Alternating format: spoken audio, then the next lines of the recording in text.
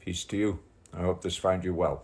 I got myself into a bit of a mind meld thing. I don't know, confusion.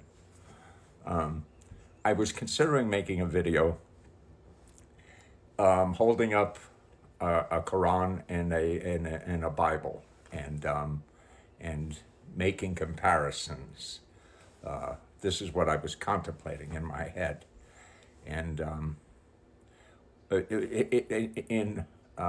in reason and logic for believing that one is the Word of God, whereas the other isn't. That was what I was considering. All right, and one of the argument that I was going to start with in this video I was considering, it was the idea that the Bible is not one book.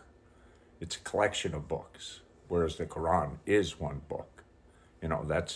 That was going to be the foundation for my my presentation. And as I was sitting there by the window over there,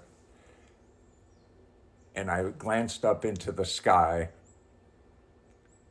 and I, for a moment, thought to myself, if there was a sign from God, would I believe it? If unmistakable. As I looked up, if there was something there that was undeniable and it was real, and I saw it, and would I believe it? Would I believe it? And then I started thinking about you all out there. If you were in that same situation, if you looked up and you saw, something that you never saw before in the sky, and as you saw it, you believed it was from God. If that moment happened, could you hold on to it? Would you believe it? So anyway, I'm sitting over there and I'm thinking of this presentation, and I'm thinking of many books in one book. And here's where my mind got messed up. See, within the Quran, it refers to the people of the book. The people of the book. The people implies a plurality. It's not the person of the book, it's the people of the book. But book implies a singularity. And here's where my mind just started going apart, because there's like, well, wait a minute, the first 5 books of Moses or the Torah, 5 books with one book.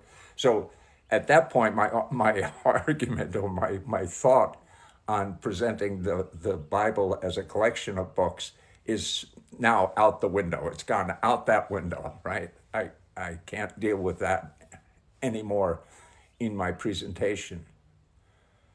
But now, is there a book of God? Because the Quran says the people of the book. The Quran also says of itself that it is the Word of God. But the Quran says within it that if you were to write all of the words of God, the 7 seas would be filled with ink, and you could write, and they could, till they're empty and refilled again, and the words of God. So suddenly, what I saw was, I think there is one book, but the book is actually inside us, inasmuch as you read from the Old Testament and you get,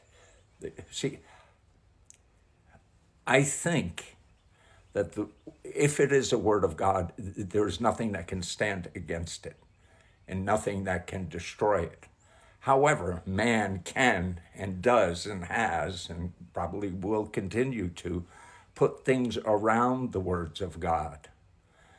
So what I saw in it being one book is the book is us, the reader. We are the book. And what we read in the Old Testament and what we read of all the stories, what we read from the Gospels of Jesus, what we even read in the New Testament, and certainly what we read from the Quran, all of that contains the words of God. They're in there. So that is the singularity of the book. I don't know that it explains it because it says the people of the book. But do you understand how I got there? People is plural, book is singular. So where is this singular book? Al-Kitab, I think it would be in Arabic. The singular book is within us because Allah guides who he wills. God teaches. I don't know if any of this made sense, but it certainly isn't the video that I was sitting there contemplating initially. Peace.